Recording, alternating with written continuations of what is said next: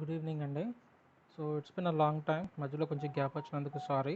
But ఏంటంటే కొన్ని personal reasons వల్ల నేను కంటిన్యూస్గా వీడియో చేయలేకపోయాను. I hope I will continue. ఎందుకంటే ఉద్యోగాన్ని కూడా చూసుకోవాలి కదా. సో ఆ వెతుకులాటల్లో ఉన్నాను, అన్నీ ఉన్నాయి. సరే, anyway let's directly go in to the topic. So మన నాయకులు, దీనికి సంబంధించి ఇప్పుడు ముందర ఇంట్రడక్షన్ చెప్పాను. మళ్ళీ బ్రేక్ ఒక్కసారి ఒక నిమిషంలో కొద్దిగా చేసి చెప్తాను. సో మన నాయకులు ఆర్ పొలిటీషియన్స్ ఈ వీడియో సిరీస్ ముఖ్య ఉద్దేశం వల్ల ఒక్కటే, ఏంటంటే మన దేశంలో మనం ఎన్నుకున్న నాయకుల యొక్క అట్లీస్ట్ కనీసం కొంత బేసిక్ నాలెడ్జ్ సంపాదించుకునే ప్రయత్నం. అసలు మనం ఎన్నుకున్న నాయకులు చదువుకున్నారా లేదా, చదువుకుంటే ఎంతవరకు చదువుకున్నారు, వారికి ఆస్తుపాస్తులు ఉన్నాయా, అప్పులు ఏమైనా ఉన్నాయా, వారి వయసు ఎంత, ఏ ప్రాంతం తరపున పోటీ చేశారు, అంతకు ముందర ఆయన మీద ఉన్న కేసులు, ఎన్ని కేసులు ఉన్నాయి, ఇది ఎంతవరకు సీరియస్, కొంత చిన్నపాటి ఇన్ఫర్మేషన్ తెలుస్తుంది. అంతా తెలియదు, బట్ అట్లీస్ట్ కొంత బ్రీఫ్ ఇన్ఫర్మేషన్ అయితే తెలుస్తుంది. సో ఆ ఉద్దేశం మీద, ఎందుకంటే మనకు ఎన్నుకునే నాయకులు మనం కేవలం కొద్ది పార్టీలు, అది కూడా టీవీలో చూపించే 3-4 పార్టీలను చూసి మనం ఎక్కువగా ప్రభావితం అవుతున్నాం అన్న ఆలోచన ఉంది. అయితే అసలు మనకి ఎవరో పోటీ చేయట్లేదంటే చేస్తున్నారు. ఆపర్చునిటీ ఉందా అంటే ఉంది. ఆ విషయం అర్థమైంది నాకు. కానీ ప్రజలకి పోటీ చేసే వ్యక్తుల గురించి తెలియకపోవడం అనేది ఒక సమస్య. అయితే గతంలో ఎవరు పోటీ చేశారు, ఎంతమంది పోటీ చేశారు, అందులో మనం ఎన్నుకున్న ఆప్షన్ ఏంటని తెలిసినప్పుడు మేబీ నెక్స్ట్ టైం పోటీ చేసేటప్పుడు మొత్తం క్యాండిడేట్లు అందరినీ ఒకసారి వెతికే ప్రయత్నం అన్నా చేస్తారు. ఎలక్షన్ జరిగేది ఒక వారం 2 వారాల్లో అవుతుంది. అట్లీస్ట్ ఆ 2 వారాలన్నా సదరు వ్యక్తుల గురించి తెలుసుకుని ఓటేస్తే ఖచ్చితంగా ఎంతో కొంత మంచి జరుగుతుందన్న సదభిప్రాయం మాత్రంతోనే ఈ వీడియో సిరీస్ చేస్తున్నాను. అంతేగాని ఈ వ్యక్తుల్ని కించపరచాలనే ఉద్దేశం లేదు. ఇది అసోసియేషన్ ఫర్ డెమోక్రాటిక్ రిఫార్మ్స్ అని చెప్పి కొంతమంది ప్రొఫెసర్స్ వాళ్ళే ఇండివిజువల్గా వాళ్ళ టైం కేటాయించుకుని చేశారు. మీకు మరిన్ని వివరాలు మీకు డిస్క్రిప్షన్లో వెబ్సైట్ ఇస్తాను. మీరు ఆ వెబ్సైట్లోకి వెళ్తే వాళ్ళ గురించి పూర్తి వివరాలు ఉంటాయి, వాళ్ళు చేస్తున్న పనుల గురించి. ఒకసారి ఆ వెబ్సైట్కి వెళ్ళి చూడండి, you will get to know more. ఇందులో కామెంట్ ఎవరైనా చేయాలనుకుంటే చేయొచ్చు, లేదా డైరెక్ట్గా వెబ్సైట్కి వెళ్ళి వాళ్ళు సంప్రదించవచ్చు. సో ఇది పూర్తిగా కేవలం నాలెడ్జ్ కోసం మాత్రమే. సో ఐ హోప్ దట్ ఫ్యూచర్లో జరగబోయే ఎలక్షన్స్లో ఓటేసే వాళ్ళు అట్లీస్ట్ కనీసం కొంత ఇంగితంతో ఆలోచిస్తారు. ఎవరిని పడితే వాడిని ఓటేయకుండా అట్లీస్ట్ ఉన్న ఆపర్చునిటీస్ ఏమున్నాయో తెలుసుకునే ప్రయత్నం చేసి వాళ్ళు మంచి వాళ్ళని ఎన్నుకుంటారన్న ఆలోచనతో మాత్రం వీడియోస్ చేస్తాం. Anyway, without any delay let's start the video. As usual Lok Sabha నుంచే మనం మాట్లాడదాం. సో లోక్సభలో మనం లాస్ట్ టైం 2019 ఎలక్షన్స్ కోసం అని చెప్పి విన్ అయిన వాళ్ళ లిస్ట్ని మనం తీసాం. అందులో మనం భాగల్పూర్ అనే కాన్స్టిట్యుయెన్సీకి సంబంధించి అజయ్ కుమార్ మండల్, ఈయన గురించి తెలుసుకుందాం. నెక్స్ట్ అజయ్ నిషాద్ బీజేపీ తరఫున పోటీ చేసి ముజఫర్ నగర్లో గెలిచారండి. సో ఈయన గురించి తెలుసుకుందాం. ఈయన వయసు 50, గ్రాడ్యుయేట్ అండి. ఈయన బిజినెస్ చేస్తారు, లోక్సభ మెంబర్గా సోషల్ వర్క్ అది చేస్తారు. ఈయన గురించి ప్రొఫెషన్గా, ఎడ్యుకేషన్ పరంగా, ఏజ్ పరంగా ఆయన పార్టీ అఫిలియేషన్ ఏంటంటే ఇక్కడ ఇచ్చారు. ఇక ఈయన ఆస్తులు వచ్చి 29 కోట్ల రూపాయల పైమాట, దాదాపు 30 కోట్ల దగ్గరగా ఉన్నాయి. కొంచెం పెరిగి ఉండొచ్చు ఈ మధ్యలో. సో ఇందులో అప్పు వచ్చి దాదాపు 1,00,00,000 1,50,00,000 రూపాయల పైన అప్పు ఉందండి. ఈయన మీద కేసులు ఉన్నాయి. ఒక కేసు ఉంది, సీరియస్ ఛార్జ్ అండి అది. సో ఇది ఈయన గురించి. సో ముజఫర్ నగర్లో పోటీ చేసిన వ్యక్తుల్లో ఇతన్ని ఎన్నుకోవడం జరిగింది.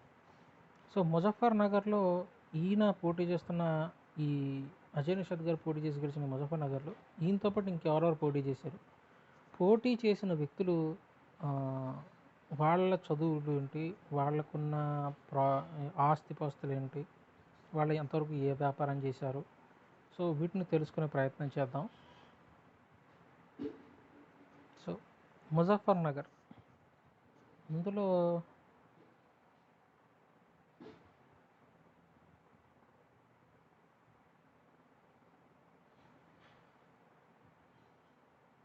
క్షమించండి నేను తప్పు చదివాను. ముజఫర్పూర్ అని చదవాలి, ముజఫర్ నగర్ అని చదివాను, క్షమించండి. సో అజయ్ నిషాద్ గారు అయ్యారు. తర్వాత రాజ్ భూషణ్ చౌదరి వికాస్శీల్ ఇన్సాన్ పార్టీ అని చెప్పి ఆ పార్టీ తరఫున పోటీ చేశారు. 41 సంవత్సరాల వయసు, పోస్ట్ గ్రాడ్యుయేట్. ఈయన గిచ్చినోడు కన్నా మంచిగానే చదువుకున్నారు. ఈయన ఒక డాక్టర్. 7 కోట్ల రూపాయలకు పైగా ఆస్తులు ఉన్నాయండి. ₹1,00,00,000 పైగా అప్పులు ఉన్నాయి, కేసులు లేవు. మంచి candidate. Next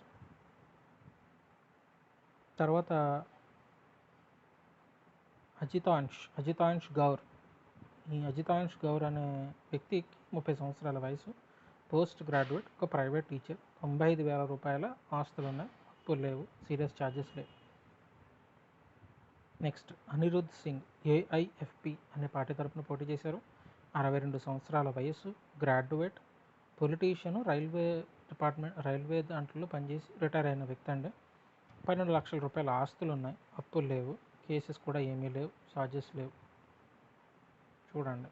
next Devendra Rakesh. భజికాంచల్ Vikas party అని చెప్పి ఈ పార్టీ తరపున పోటీ చేశారు. 69 సంవత్సరాల వయసు, post graduate, advocate and agriculture. నేను 2 ప్రొఫెషన్స్ ఉన్నాయండి ఈయనకి. ఈయన బాగా చదువుకున్నారు. ₹9 కోట్ల పైగా ఆస్తులు ఉన్నాయి, 2 లక్షలకు పైగా అప్పులు ఉన్నాయి, కేసెస్ లేవు. సో ఈయన కూడా పర్వాలేదు, ఆస్తిపాస్తులు అయితే గట్టిగా ఉన్నాయి. నెక్స్ట్ ధర్మేంద్ర పాశ్వాన్. భారతీయ మొమెన్ ఫ్రంట్ అనే పార్టీ తరపున పోటీ చేశారు. 26 సంవత్సరాల వయసు, చదువుకున్నారు, ఒక లేబర్, ₹1,00,000 వరకు ఆస్తులు ఉన్నాయి, అప్పులు లేవు, కేసెస్ కానీ సీరియస్ ఛార్జెస్ కానీ లేవు. నెక్స్ట్ జవహర్ ఆజాద్. బహుజన్ ముక్తి పార్టీ. జవహర్ ఆజాద్. సో ఈయన బహుజన్ ముక్తి పార్టీ అనే పార్టీ తరపున పోటీ చేశారు. 39 సంవత్సరాల వయసు, 12వ తరగతి చదువుకున్నారు, తర్వాత వ్యవసాయం అది చేస్తారు, ₹23 లక్షల ఆస్తులు ఉన్నాయి, అప్పులు లేవు, కేసెస్ కానీ సీరియస్ ఛార్జెస్ కానీ లేవు. నెక్స్ట్ మొహమ్మద్ ఇద్రీస్. SUCIS అనే పార్టీ తరపున పోటీ చేశారు. సి అనే పార్టీ తరపున పోటీ చేశారు. 64 సంవత్సరాల వయసు, 12వ తరగతి చదువుకున్నారు, ఈయన ఒక సామాజిక కార్యకర్త, ₹81 లక్షల ఆస్తులు ఉన్నాయి, అప్పులు లేవు, కేసెస్ కూడా లేవు, సీరియస్ ఛార్జెస్ లేవు. తర్వాత ముఖేష్ కుమార్. ఇండిపెండెంట్గా పోటీ చేశారు. 34 సంవత్సరాల వయసు, ఒక గ్రాడ్యుయేట్, అన్ఎంప్లాయిడ్ అండి. ఈయన ₹1,00,000 పైగా ఆస్తులు ఉన్నాయి, అప్పులు లేవు, తర్వాత కేసెస్ కూడా లేవు. తర్వాత నాగేశ్వర్ ప్రసాద్ సింగ్. రాష్ట్రవాదీ పార్టీ అని చెప్పి ఆ పార్టీ తరపున పోటీ చేశారు. 50 సంవత్సరాల వయసు, ఎదురు చదువుకున్నారు, వ్యవసాయం చేస్తారు, ₹10 లక్షల వరకు ఆస్తులు ఉన్నాయి, అప్పులు లేవు, కేసెస్ కూడా లేవు. తర్వాత జనతా పార్టీ. నందన్ కుమార్ అని చెప్పి ఈయన పోటీ చేశారు. ఈయనకి 27 సంవత్సరాల వయసు, పోస్ట్ గ్రాడ్యుయేట్, ఒక సామాజిక కార్యకర్త, 5,000 ఉన్నాయి, ఆస్తి ఇంకేం లేదు, ఛార్జెస్ ఏమీ లేవు. తర్వాత పంకజ్ కుమార్. ఆప్ ఔర్ హమ్ పార్టీ అని చెప్పి ఆ పార్టీ పెట్టారు. సో ఈయన 41 సంవత్సరాల వయసు, 12 తరగతి చదువుకున్నారు, కమిషన్ ఏజెంట్ అండి. ఈయన 34 లక్షల ఆస్తులు ఉన్నాయి, 24 లక్షల పైగా అప్పులు ఉన్నాయి, కేసెస్ ఏమీ లేవు, సీరియస్ ఛార్జెస్ కావు, సీరియస్ ఛార్జెస్ లేవు. ప్రదీప్ కుమార్ సింగ్. SHS అనే ఒక పార్టీ తరపున పోటీ చేశారు. 43 సంవత్సరాల వయసు, గ్రాడ్యుయేట్, ప్రొఫెషనల్ అండి, ప్రైవేట్ జాబ్ అది చేస్తారు, ₹59 లక్షల ఆస్తులు ఉన్నాయి, అప్పులు లేవు, సీరియస్ ఛార్జెస్ కానీ కేసెస్ కానీ లేవు. తర్వాత రేణు ఖారీ. జన్ అధికార్ పార్టీ అని చెప్పి ఆ పార్టీ తరపున పోటీ చేశారు. 57 సంవత్సరాల వయసు, పోస్ట్ గ్రాడ్యుయేట్, సెల్ఫ్ ఎంప్లాయిడ్, ₹62 లక్షల వరకు ఆస్తులు ఉన్నాయి, అప్పులు లేవు, కేసెస్ లేవు, ఛార్జెస్ లేవు. తర్వాత రితేష్ ప్రసాద్. ఇండిపెండెంట్గా పోటీ చేయడం జరిగింది. సో ఈయన రితేష్ ప్రసాద్ అని ఆయన 40 సంవత్సరాల వయసు, 12వ తరగతి చదువుకున్నారు, ఈయన వ్యాపారం అది చేస్తారు, ₹60 లక్షల వరకు ఆస్తులు ఉన్నాయి, అప్పులు లేవు, కేసెస్ లేవు, సీరియస్ ఛార్జెస్ లేవు. తర్వాత శివశక్తి మోను. ఈయన పార్టీ పేరు వచ్చి బీహార్ లోక్ నిర్మాణ్ దళ్. సో ఆ పార్టీ తరపున పోటీ చేశారు. 34 సంవత్సరాల వయసు, 10వ తరగతి చదువుకున్నారు, వ్యాపారం చేస్తారు, ₹11 లక్షల ఆస్తులు ఉన్నాయి, అప్పులు లేవు, కేసెస్ లేవు, ఛార్జెస్ లేవు. తర్వాత శివ్ బిహారీ సింఘానియా. భారత్ నిర్మాణ్ పార్టీ అని ఆ పార్టీ తరపున పోటీ చేశారు. 49 సంవత్సరాల వయసు, 12వ తరగతి చదువుకున్నారు, సోషల్ వర్కరు, పాలిటిక్స్లో ఉంటారు, బిజినెస్ చేస్తారు, 88 లక్షల వరకు ఆస్తులు ఉన్నాయి, అప్పులు లేవు, తర్వాత కేసెస్ లేవు, సీరియస్ ఛార్జెస్ లేవు. చూడండి. తర్వాత సుధీర్ కుమార్ ఝా. యువ క్రాంతికారి పార్టీ. సో ఈయన వచ్చి 40 సంవత్సరాల వయసు, గ్రాడ్యుయేట్ అండి, అగ్రికల్చర్, యానిమల్ హస్బెండరీ, బిజినెస్, ఇలా రకరకాల ప్రొఫెషన్స్లో ఈయన ఉన్నారు. 86 లక్షల వరకు ఆస్తులు ఉన్నాయి, 3 లక్షల వరకు అప్పులు ఉన్నాయి, కేసెస్ లేవు, సీరియస్ ఛార్జెస్ కూడా లేవు. తర్వాత Sukhdeo Prasad. Voters party international. So 70 సంవత్సరాల వయసు, 12వ తరగతి పెన్షన్ అది వస్తుంది. దీనికి 20 లక్షల వరకు ఆస్తులున్నాయి, 3 లక్షల అప్పు ఉంది. తర్వాత నెంబర్ ఆఫ్ కేసెస్ కానీ సీరియస్ ఛార్జెస్ కానీ లేవు. సురేంద్ర రే రాష్ట్రీయ హిందూ సేన. సో ఇది వచ్చి 55 సంవత్సరాల వయసు, 8th క్లాస్ చదువుకున్నారు, వ్యవసాయం చేస్తారు, ₹1 కోటి పైగా ఆస్తుంది, తర్వాత 40,000 అప్పులు ఉన్నాయి. కేసెస్ కానీ సీరియస్ ఛార్జెస్ కానీ లేవు. తర్వాత సురేష్ కుమార్ ఇండిపెండెంట్గా పోటీ చేశారు. సో ఈయన గ్రాడ్యుయేట్ అండి, 49 సంవత్సరాల వయసు, వ్యాపారం అది చేస్తారు, 41 లక్షల ఆస్తులు ఉన్నాయి, 11 లక్షల అప్పులు ఉన్నాయి. కేసెస్ కానీ సీరియస్ ఛార్జెస్ కానీ లేవు. తర్వాత స్వర్ణలతాదేవి బీఎస్పీ తరపున పోటీ చేశారు, so Bahujan Samajwadi party. So ఇక్కడ 47 సంవత్సరాల వయసు ఉంది ఊడికి. మరి 12వ తరగతి చదువుకున్నారు, అగ్రికల్చర్ వ్యవసాయం ఉంటారు, 3 కోట్లకు పైగా ఆస్తులు ఉన్నాయి, 47 లక్షలకు పైగా అప్పులు ఉన్నాయి. కేసెస్ కానీ సీరియస్ ఛార్జెస్ కానీ లేవు. ఇక్కడ ఉన్న వాళ్ళందరిలోనూ కేసెస్ ఉన్న ఒకే వ్యక్తిని అడుగుకున్నారు, అజయ్ నిషాద్ని. అది విచిత్రం. ఎనీవే, అంటే రాజకీయ నాయకుల్లో కేసెస్ కొన్ని రాంగ్ పర్సన్స్లో రాంగ్ టైంలో కూడా కొంతమంది వేస్తారు కాబట్టి అది కూడా ఉంటుంది. బట్ ఎనీవే, నిజాలు అనేవి కోర్టులో తేలాలి, మనం ఇప్పుడు ఏం చెప్పలేం. బట్ ఇక్కడ ఆపర్చునిటీ లేదనుకున్నాను. చూడండి ఎన్ని పార్టీలు కనబడ్డాయి. సో బీజేపీ, కాంగ్రెస్, ఏ పార్టీలు ఆప్షన్స్ కాదు, ఇంకా వేరే ఆప్షన్స్ కూడా ఉన్నాయి. We can go for them as well. ఎందుకంటే అస్తమాట్లు ఒకే పార్టీని తీసుకోవడం వల్ల వాళ్ళ దగ్గర అధికారం స్టాగ్నేట్ అవుతుంది కాబట్టి వాళ్ళు నిర్లక్ష్యంగా ఉంటున్నారు. అదే అధికారం మార్పు జరిగితే ఖచ్చితంగా వాళ్ళు భయపడతారు. ఫస్ట్ అధికారం మార్పు జరిగితే पॉलिटिशियंस जहाँ तक पॉलिटिशियंस का प्रॉब्लम ये है कि पॉलिटिशियन में प्रॉब्लम नहीं, ये जनता में भी यही प्रॉब्लम है। वो लोग एक ही पार्टी को चूज़ कर रहे हैं, जो टीवी में दिखा रहे हैं उसी को। इसी वजह से जो लोग वहाँ पे आपको ये चुनौती के लिए लड़ रहे हैं, उन लोगों के बारे में किसी को पता नहीं चल रहा है। तो ये तो वो प्रॉब्लम है। दूसरा प्रॉब्लम क्या है कि जनता भी उन लोगों को ढूंढने के लिए समय नहीं निकाल रहे, और जो लोग हमको और एक ऑप्शन दे रहे हैं, जैसे कि अच्छा नेता बनने के लिए, तो बीजेपी और कांग्रेस के अलावा हमारे पास और एक ऑप्शन है, फिर भी हम उसको यूज़ नहीं कर रहे। तो हमारा प्रॉब्लम वहाँ से शुरू हुआ। जनता का प्रॉब्लम का सुधार होना है तो पहले जो लोग ऊपर पर बैठे रहे, कुर्सी में बैठा रहे, उन लोगों को पता होना है कि अगर हम ढंग से काम नहीं कर रहा तो हमको ये पावर से निकालेंगे, तब ये होगा। अगर कांग्रेस या बीजेपी इन दोनों ऑप्शंस है नहीं है हमारा देश में, और कोई ऑप्शन है हम उसके पास जा सकते हैं, हम वही दिखाना पड़ेगा देश को। నాకు వచ్చిన హిందీ కొద్దిగా చెప్పాను. సో బేసిక్గా చెప్పాలనుకుంది అదే, మనకున్న ఆప్షన్స్ ఏవైతే ఉన్నాయో వాటినే మనం యూటిలైజ్ చేసుకోవాలి. ఎంతసేపు భాజపా, కాంగ్రెస్ అనే కాకుండా మిగతా పార్టీలను కూడా ట్రై చేయాలి. అప్పుడే మనకి భయపడతారు రాజకీయ నాయకులు, మనం సరిగ్గా చేయకపోతే నెక్స్ట్ టైం మనకు ఉండదు అని. ఎప్పుడైతే మనం నెక్స్ట్ టర్మ్కి కూడా మనమే ఉంటాం, ఎందుకంటే అడు కాకపోతే ఇడు కాకపోతే తినాడు కాబట్టి, అయితే భాజపాలో ఉన్నాడు కాంగ్రెస్లోకి జంప్ అవుతున్నాడు, కాంగ్రెస్లో ఉన్నాడు భాజపాలో జంప్ అవుతున్నాడు.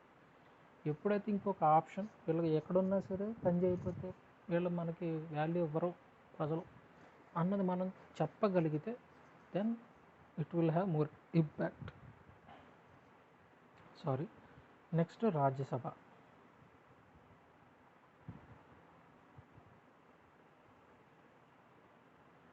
రాజ్యసభలో మనం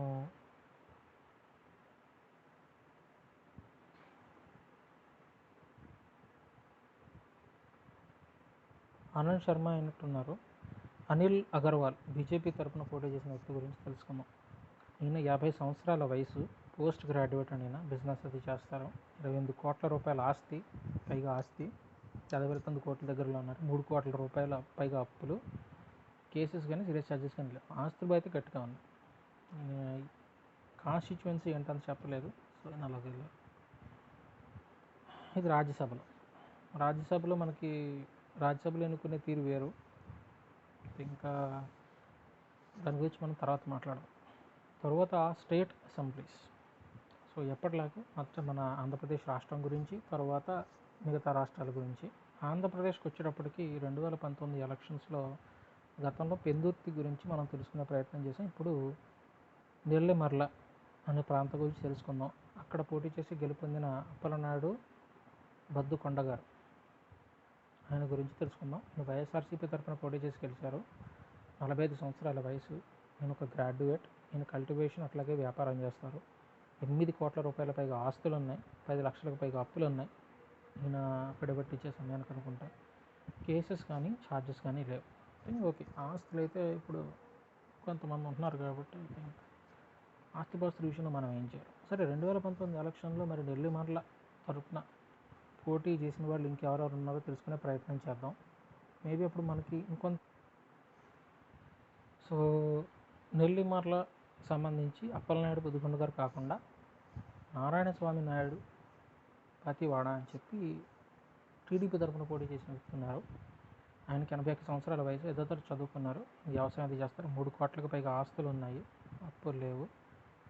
కేసెస్ కానీ ఛార్జెస్ కానీ ఏమీ లేవు. మంచి ఆప్షనే.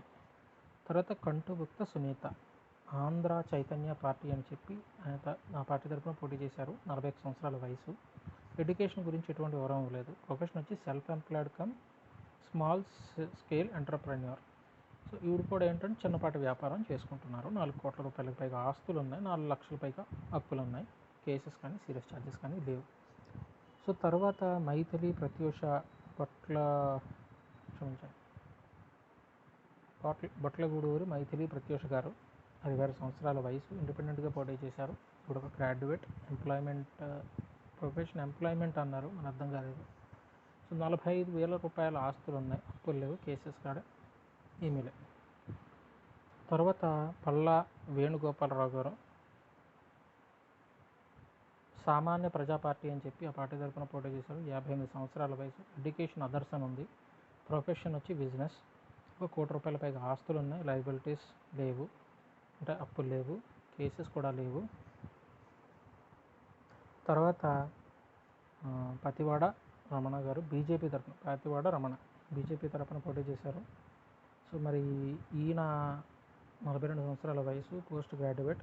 ప్రైవేట్ కాలేజ్ ప్రిన్సిపాల్ అటెండ్ అయిన. 32 లక్షల వరకు ఆస్తులు ఉన్నాయి. 8 లక్షలు అప్పులు చేశారు. నెంబర్ ఆఫ్ కేసెస్ కానీ సీరియస్ ఛార్జెస్ కానీ ఏమీ లేవు. నెక్స్ట్ రమేష్ కుమార్ సారగడ్డ, ఇండియన్ నేషనల్ కాంగ్రెస్ తరఫున పోటీ చేశారు. సో 46 సంవత్సరాల వయసు. 12వ తరగతి చదువుకున్నారు. ఈయనకు ఎక్స్ ఆర్మీ పెన్షనర్ అండ్ అయినా. 35 లక్షల ఆస్తులు ఉన్నాయి. 12 లక్షల అప్పులు ఉన్నాయి. కేసెస్ సీరియస్ ఛార్జెస్ ఏమీ లేవు. తర్వాత రెడ్డి సూర్యనారాయణ, ఇండిపెండెంట్గా పోటీ చేయడం జరిగింది. 43 సంవత్సరాల వయసు. Graduate. Professional advocate profession. So 18 లక్షలకు పైగా ఆస్తులు ఉన్నాయి. అప్పులు లేవు. తర్వాత కేసెస్ కానీ సీరియస్ ఛార్జెస్ కానీ లేవు. తర్వాత సాకిరెడ్డి లలిత కుమారి గారు, పిరమిడ్ పార్టీ ఆఫ్ ఇండియా తరఫున పోటీ చేశారు. 40 సంవత్సరాల వయసు. గ్రాడ్యుయేట్. ప్రొఫెషనల్ అండి. ప్రైవేట్ టీచర్ కూడా. 3 లక్షలకు పైగా ఆస్తులు ఉన్నాయి. అప్పులు లేవు. కేసెస్ కానీ సీరియస్ ఛార్జెస్ కానీ ఏమీ లేవు. ఐ థింక్ వైఎస్ఆర్సీపీ టీడీపీ కాకుండా మనకి ఇక్కడ జనసేన పోటీ చేయలేదు. ఐ థింక్ సో వాళ్ళు లేకపోయినా ఆంధ్ర చైతన్య పార్టీ అని ఒక పార్టీ ఉంది. సామాన్య ప్రజా పార్టీ అని ఒక కొత్త పార్టీ వచ్చింది. Pyramid party of India. ఇంకో 3 పార్టీలు తెలుసు. సో మనకి ఆపర్చునిటీ లేక కాదా. ప్రాబ్లం ఏంటంటే మనం ఓటేసేటప్పుడు మిగతా వాళ్ళని మనం కనీసం పట్టించుకోవడం కూడా లేదు. ఇండిపెండెంట్గా పోటీ చేసే వ్యక్తులను కూడా ఒకసారి చూడాలి. లేదనుకోండి, ఒక్కొక్కసారి మంచి నాయకుడిని మనమే కోల్పోతాం. మన దురదృష్టం కొద్ది ఏంటంటే టీవీలో ఏ మొహాలు అయితే చూపిస్తున్నామో ఆ మొహాలను చూస్తే మనం ఫిక్స్ అయిపోతాం. ఇక ఉత్తరప్రదేశ్కి వద్దామండి. ఉత్తరప్రదేశ్ రాష్ట్రంలో రెగ్యులర్గా 2017లో వాళ్ళకి ఎలక్షన్స్ జరిగినాయి కాబట్టి అందులో గెలిచిన వాళ్ళని చూద్దాం. మనం లాస్ట్ టైం ఐ థింక్ బిసల్పూర్ గురించి చూసినప్పుడు హరియా అని అజయ్ కుమార్ గారు అని చెప్పి హరియా అనే కాన్స్టిట్యువెన్సీలో గెలిచిన వ్యక్తి గురించి తెలుసుకునే ప్రయత్నం చేద్దాం. 43 సంవత్సరాల వయసు. Post graduate. బిజినెస్ అది చేస్తారు. 7 కోట్ల రూపాయల ఆస్తులు ఉన్నాయి. 65 లక్షల అప్పులు ఉన్నాయి. ఒక కేసు 8 ఉంది. సీరియస్ ఛార్జ్ కాదు, బట్ క్రైమ్ మ్యాటర్లో ఆయన ఎల్లోలో ఉన్నారు. సో ఇది ఉత్తరప్రదేశ్ సంబంధించి. ఇవన్నీ మనం తెలుసుకోవడం వల్ల ఏంటంటే అట్లీస్ట్ కనీసం కొంత అర్థమవుతుంది మనకి అనుకున్న వాళ్ళు ఏంటో. ఉత్తరప్రదేశ్లో కేవలం గెలిచిన వాళ్ళ గురించి ఎందుకంటే మనకి పోటీ చేసిన వాళ్ళు అవసరం లేదు. అక్కడ గెలిచిన వాళ్ళ ఆస్తులు తెలిస్తే చాలు. సో ఇంకా లోకల్ బాడీ ఎలక్షన్స్ మీకు ఇంట్రెస్ట్ ఉంటే మీరు మైనేత యాప్ డౌన్లోడ్ చేసుకొని చూడొచ్చు. సో ఒక పొలిటికల్ పార్టీస్కి వద్దాం.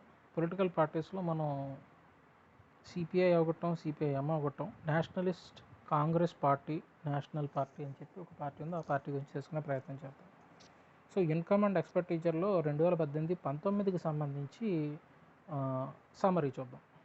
వీళ్ళకి 3,201 లక్షల అసెట్స్ ఉన్నాయి. లయబిలిటీస్ కూడా 3,200 లక్షలే. టోటల్ ఇన్కమ్ వచ్చి 5,071 లక్షలు ఉంటే ఎక్స్పెండిచర్ 5,071 లక్షలు ఉంది. సో ఎంత ఖర్చు పెడుతుంది, ఎంత వస్తుందో అంత ఖర్చు పెడేస్తున్నారు. సో ఇక డొనేషన్స్కి వచ్చేటప్పటికి సమ్మరీ చూద్దాం, ఎక్కువ వద్దాం. వీళ్ళకి టోటల్గా డొనేషన్ 12 కోట్ల రూపాయల డొనేషన్స్ వచ్చాయి. సో నెంబర్ ఆఫ్ డొనేషన్స్ వచ్చి 46. యావరేజ్ డొనేషన్ పర్ పర్సన్ వచ్చి 26 లక్షల వరకు డొనేట్ చేస్తుంది. ఎవరెవరు డొనేట్ చేస్తున్నారు అనుకుంటే చూడొచ్చు. సో మ్యాక్సిమం ఇందులో చూపించే వాళ్ళందరూ పెద్దవాళ్ళందరూ ఏంటంటే ఐ థింక్ నార్మల్ పీపుల్ అయి ఉంటారు. సో అదనమాట. సో ఇక్కడ నేషనల్ కాంగ్రెస్ పార్టీ, ఇదో పార్టీ గురించి తెలుసుకున్నాం. ఇంకా ఏం పార్టీలు ఉన్నాయి తర్వాత తెలుస్తుంది. సో ఇది మన నాయకుల గురించి. సో ఇప్పటిలాగే చివరిగా చిన్న మాట,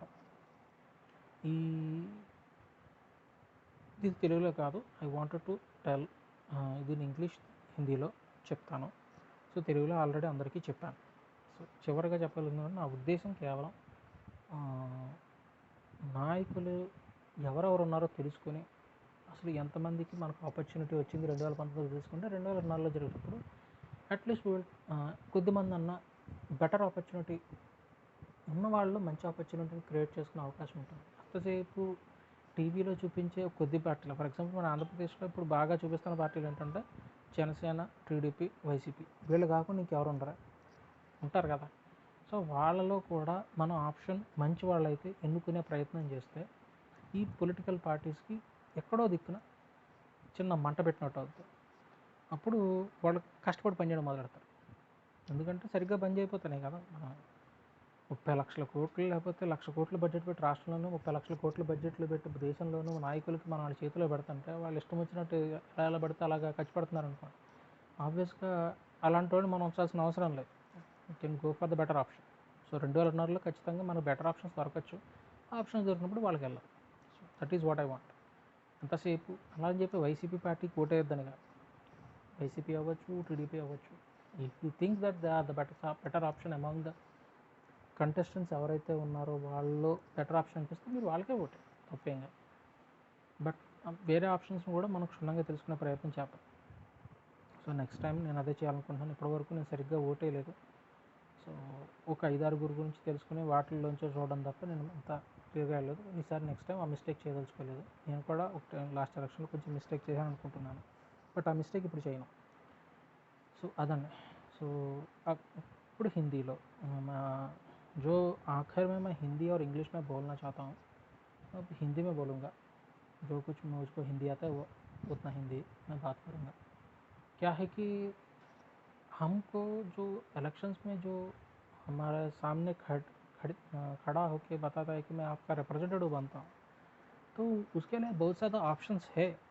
तो जब हम ये वीडियोस देख रहे हैं, वीडियोस के सामने मैं आपको एक व्यक्ति के बारे में पढ़ रहा हूँ, मुझे समझ में आ रहा है कि हमको ऑप्शंस का कम नहीं है. सिर्फ क्या है कि हम लोग ब्रेन में एक ट्यून लगा हुआ है कि जो टीवी में दिखा रहे हैं उन्हीं लोगों को हम एक चॉइस की तरह देख रहे हैं. हमको और चॉइसेस है, पर इसके लिए हमको ढूंढना पड़ रहा है. तो हो सकता है तो अगले इलेक्शन में वो इक्वालिटी मिल गया तो अच्छा है, या नहीं तो हम खुद ढूंढना पड़ेगा. क्योंकि हमारा जो कॉन्स्टिट्यूंसी होता है उसी कॉन्स्टिट्यूंसी में जो कोई अच्छा बंदा खड़ा होता है उसको हम निकालना पड़ेगा. अगर हम कोई टीवी में देख के या कोई एक भाजपा या कांग्रेस और कोई पार्टी को देख के उसी को वोट डाल रहे हैं तो वो पावर स्टैग्नेट हो रहा है कुछ पार्टियों में. तो वो लोग सोच रहे हैं कि यार इसका अधिकार मेरा तो हम उस पार्टी में जंप करेंगे, या इसका अधिकार होगा तो उस पार्टी में जंप करेंगे. इसी की वजह से वो लोग उतना काम नहीं कर रहे. जो पॉलिटिशियंस हो रहे हैं वो काम नहीं कर रहे, आराम से बैठ रहे 2-3 साल. जब इलेक्शंस का टाइम आ रहा है उस समय पे काम करना शुरू कर रहे हैं. 5 साल काम करना पड़ेगा ना. तो 5 साल 30-30 लाख करोड़ का बजट निकाल रहा है देश में, तो उसके अकॉर्डिंग हमको काम होना चाहिए.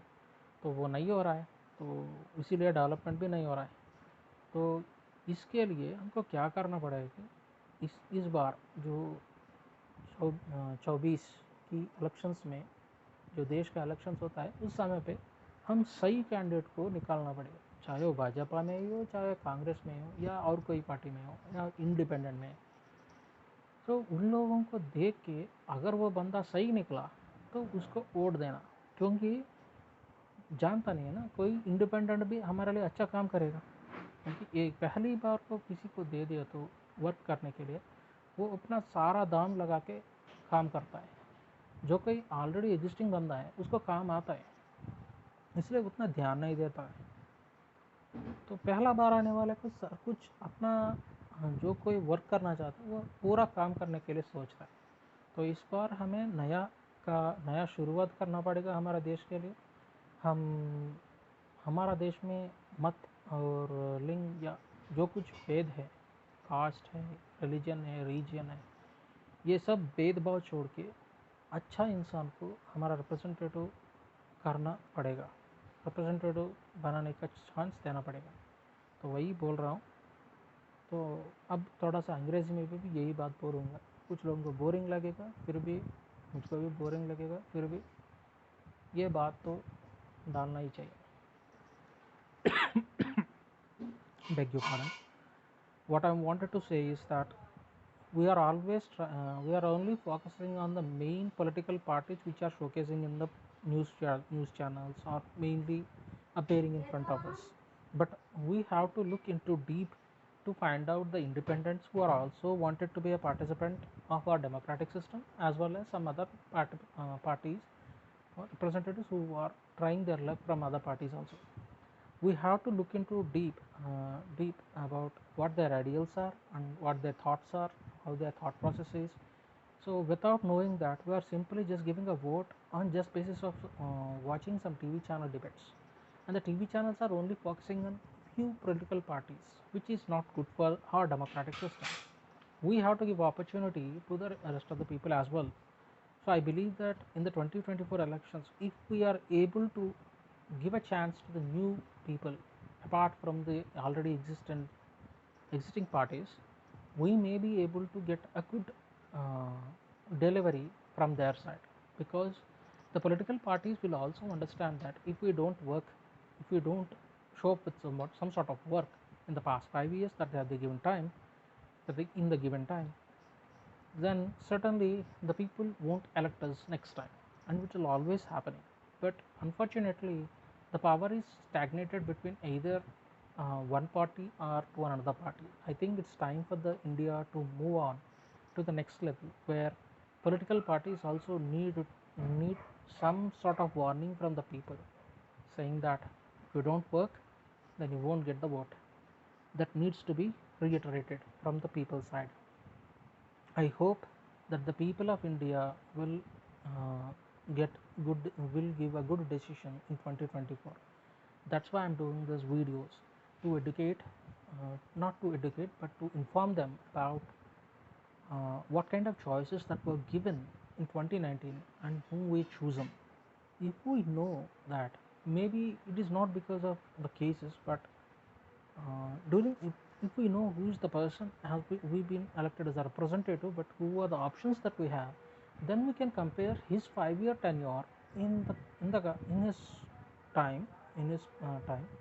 We'll be able to know that what kind of work he did and what kind of results he did give, what kind of development that he did to the constituency or to the respective village or to the city. Then we can get the some sort of tally that whether he is eligible for the next time elections or not, if he is again participating in the elections. Otherwise, if he is supporting some other person, then we have to choose according to him, and as well as the person who is appearing for to be a representative of our constituency and others as well. So I think it's a hectic process, but 1 week of time is sufficient enough to understand about a particular person. Let's hope that our people of India will do the work accordingly and will choose the right person in the coming elections of 2024. That's my motto regarding these videos. I hope it will reach the people and give a good amount of choices, get a good amount of information from my side. Thank you very much. Jai Hind.